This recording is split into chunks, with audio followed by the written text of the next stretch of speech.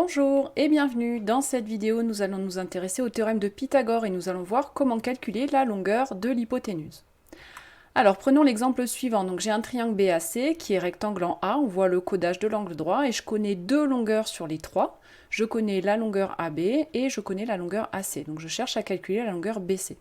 Ce que vous voyez, c'est que la longueur BC que je cherche, c'est bien la longueur de l'hypoténuse, c'est-à-dire celui qui est en face de l'angle droit.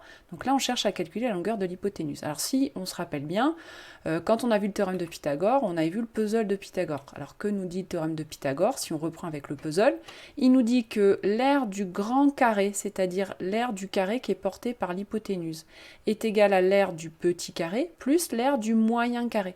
Donc en fait, c'est pour ça que dans le théorème de Pythagore, il y a des carrés, dans l'égalité, c'est parce qu'on parle d'aire de carré, de surface. Donc ici, première chose à faire pour pouvoir rédiger correctement, déjà, c'est de commencer par expliquer pourquoi est-ce qu'on a le droit d'utiliser le théorème de Pythagore. Je vous rappelle, le théorème de Pythagore, on peut ne l'utiliser que dans des triangles rectangles. Là, le triangle est bien rectangle, donc on a le droit d'utiliser le théorème de Pythagore. Donc, on va pouvoir écrire ça et écrire l'égalité ici de Pythagore. On a appris à écrire cette égalité de Pythagore, donc qui nous dit que l'aire du grand carré, c'est-à-dire BC au carré, est égale à l'aire du petit, donc AB au carré, plus l'aire du moyen carré, AC au carré.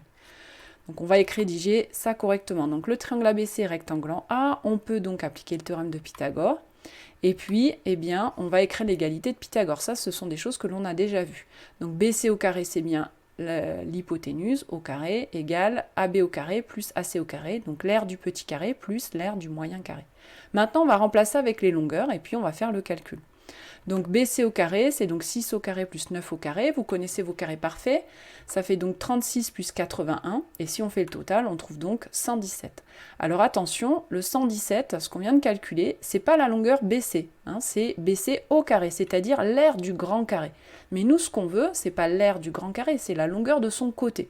Donc ce qu'on cherche, c'est quelle est la valeur positive, puisque c'est une longueur qui, quand je la mets au carré, donne 117. Et bien pour pouvoir faire ça, on l'avait déjà vu également, eh bien on prend la racine carrée. Donc BC, c'est racine carrée de 117. Ça, c'est la valeur exacte. Si on en veut une valeur approchée, eh bien on va utiliser la calculatrice et on va taper racine carrée de 117. On obtient environ 10,8. Donc ça, c'est la valeur arrondie au dixième, c'est-à-dire un chiffre derrière la virgule. Voilà, on vient de voir comment calculer la longueur de l'hypoténuse dans un triangle rectangle. Donc faites bien attention, on commence par écrire la phrase pour justifier qu'on a bien le droit d'utiliser le théorème de Pythagore. Ensuite, on écrit l'égalité de Pythagore avec les lettres. Ensuite, on remplace et on calcule BC au carré. Une fois qu'on a calculé la valeur du carré, eh bien, pour trouver la longueur, on utilise bien la racine carrée. Et faites attention ici à l'arrondi, suivant les énoncés, il faudra arrondir correctement, donc il faudra faire attention à ça. Là, j'ai donné une valeur arrondie au dixième, mais on pourrait vous demander au centième, et donc il faudra arrondir correctement. Voilà.